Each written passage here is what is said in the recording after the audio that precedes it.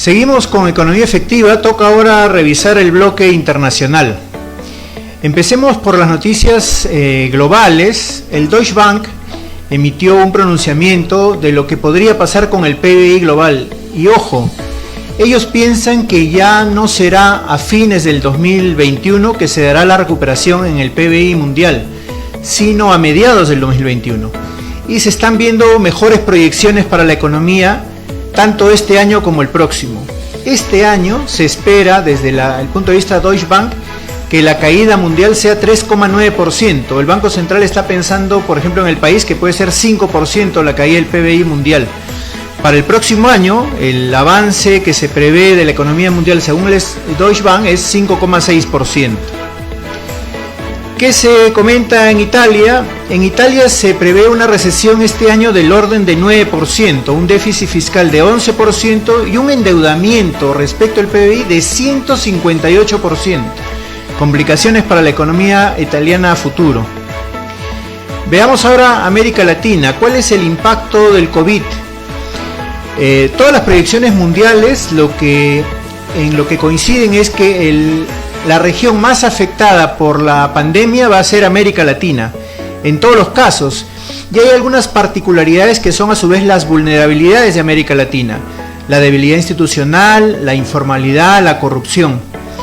A su vez va a haber dificultades con el empleo, se va a perder muy rápidamente empleos, se van a recuperar muy lentamente los mismos, se va a perder capacidad de consumo en la población, la demanda interna va a bajar, el PBI no va a subir considerablemente por dicha razón.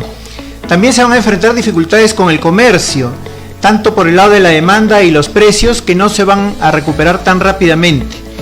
Y finalmente, respecto a la inversión, habrá menor inversión extranjera y esto debilitará este componente de inversión del país, o mejor dicho de la región, en los próximos meses. Respecto al crecimiento del empleo que tenemos en América Latina, este año tendremos 41 millones de desempleados, esta es cifra de la OIT, y 45 millones de nuevos pobres, esta es cifra de CEPAL. Este impacto en la población además será contundente porque el empleo se va a perder más en la población de bajos recursos con más capacidad de consumo que en la población de altos ingresos. La población de bajos recursos va a perder 70% de sus empleos, la población de altos ingresos solo 15%. Esto lo que va a ocasionar es una demora en el proceso de recuperación económica de nuestros países, salvo que se impulse más el comercio con el mundo, con principalmente Asia, y dentro de Asia principalmente China y Corea del Sur, que son básicamente las economías que vencieron a la pandemia más rápidamente que otras. Respecto de la deuda externa, el Fondo Monetario Internacional prevé que el mundo en general va a tener un nivel de deuda externa que va a crecer de 83% del PBI este año a 96% del PBI. Difícil de asumir. En el caso de América Latina, el promedio de la deuda va a ser 60%. También ya han habido propuestas del Fondo Monetario Internacional y del Banco Mundial de condonar deudas para el caso de los países más pobres. Estamos pensando Haití, Honduras y otros más. Pero hay un grupo de países con el BID que están pensando en la posibilidad más bien de dar facilidades para el pago de las deudas, hacer aplazamientos en el pago de deudas y reducir las tasas de interés. Bueno, ahí tenemos todavía un periodo de espera y algunas novedades pueden haber. Haciendo una vuelta por América Latina, tenemos el caso de Puerto Rico muy interesante y acá quisiéramos que nos presten atención las autoridades del gobierno. Se llama el Fondo de Prevención de Cesantías. Acá lo que hemos tenido es algo parecido a esto, que consistía en financiar la planilla de las empresas con determinado nivel de ventas hasta un 35% para el caso de los trabajadores que ganaban 1.500 soles. Este Fondo de Prevención de Cesantías se puso como objetivo proteger 9.000 empleos y destinó $4,5 millones para ello. Acaba de terminar con éxito la primera fase y se está lanzando la segunda por 4 millones más. Lo que tiene como lógica este fondo es devolver a las empresas todos los gastos en que han incurrido como producto de la adecuación tras la pandemia, es decir, las remodelaciones, las readecuaciones, las compras de equipos de protección personal, las normas de bioseguridad. Por ejemplo, reducir los aforos, etcétera. Todas esas pérdidas en que ha incurrido la empresa, todos esos gastos les serán reembolsados con el gobierno. Para ello, las empresas tendrán el reembolso total de los gastos siempre y cuando cumplan dos condiciones, que hubiese sido bueno que en el país también se diera de la misma forma. La primera condición es que no despidan a ningún trabajador, y la segunda condición es que paguen todos sus impuestos. Si cumplen con esas dos condiciones básicas, los gastos en los que las empresas incurran fruto de la pandemia les serán reembolsados por el Estado. México. En México, la Conferencia de Naciones Unidas sobre Comercio y Desarrollo ha hecho un pronóstico. Se prevé una caída este año de 10% y un crecimiento para el próximo año de 3%. Junto con Argentina, Perú y algunos otros países son los que van a tener el desempeño más pobre en la región, tanto en el 2020 como 2021. Venezuela. Se estima que en Venezuela el 90% de las empresas ha sido afectada por el COVID y solo el 10% está registrando ventas ligeramente superiores a las que tenían antes de la pandemia. Otras dificultades que estas empresas enfrentan en el mercado venezolano es la sobreregulación, la incertidumbre política, la inflación y los menores créditos bancarios. Colombia. Este es otro ejemplo para el país.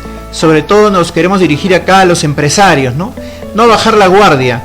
La pandemia ha significado el final de muchos negocios, pero también podría ser el inicio de algunos. ¿Qué pasó en Colombia? Se han impulsado los negocios en la limpieza, desinfección de hogares, de oficinas, de empresas, bajo los nuevos estándares. Además, algunos servicios de remodelación, readecuación de espacios, pintado, conexiones, internet. Y todo esto a través de plataformas. Colombia ha invertido mucho en esto, ha impulsado que aparezcan estos servicios digitales a través de plataformas en los que los consumidores acceden a las mismas y contratan a empresas que se encargan de seleccionar a los proveedores, seleccionar al personal de estos proveedores, verificar que se cumplan las medidas de bioseguridad y gestionar los pagos por los servicios que se prestan. Este es un ejemplo que el Perú podría tomar, y mejor aún si lo apoyamos con créditos a estos nuevos emprendimientos y con incentivos para que se desarrollen más y mejores de estos emprendimientos. Bolivia, aquí tenemos otro ejemplo para nuestro país. La Defensoría del Pueblo de Bolivia ha opinado que procede el pago de las devoluciones a los aportantes de las AFPs. Repetimos, la Defensoría del Pueblo de Bolivia, acá también tenemos Defensoría, ha opinado que proceda con la devolución de los pagos a los aportantes de las AFPs. Considerando que se ha generado muchísimo desempleo económico. A su vez hay mucha inestabilidad económica, sobre todo en las familias. Por ello es importante que se otorgue esta posibilidad a las personas de retirar sus aportes. Dos condiciones que recomienda la Defensoría del Pueblo de Bolivia para el retiro de las AFPs. Uno, que lo hagan las personas que no han tenido aportes recientemente. Dos, que no se retire el 100%. Y una tercera condición ya un poco más para consensuar es tratar de controlar, por un lado, la economía de las familias, por otro lado, la economía del sistema de AFPs, que no pierda rentabilidad tan rápidamente. Uruguay. En Uruguay, en este segundo semestre, el PBI ha caído 10,6%. El peor desempeño se dio en comercio, restaurantes y hoteles. El mejor desempeño en transportes, comunicaciones y almacenamiento. Recordemos, en el caso peruano no fue 10,6% la caída, fue 30,2% la caída. Y tuvimos un desempeño regular en agricultura, que aunque cayó el último mes, iba ya creciendo, todavía es positivo, y la pesca, que comenzó a recuperarse. Pero tenemos grandes caídas en comercio, alojamiento, restaurantes, manufactura y construcción. Finalmente, en Argentina, el PBI del segundo trimestre ha caído 19,9%. Este es el consenso de los analistas. El Banco Central, por su parte, ha compartido la información de su relevamiento de expectativas empresariales, en los cuales se estima que la caída del PBI para el año 2020 será del orden de 12%. Con esto terminamos con las noticias internacionales. Volvemos en un momento con la propuesta efectiva.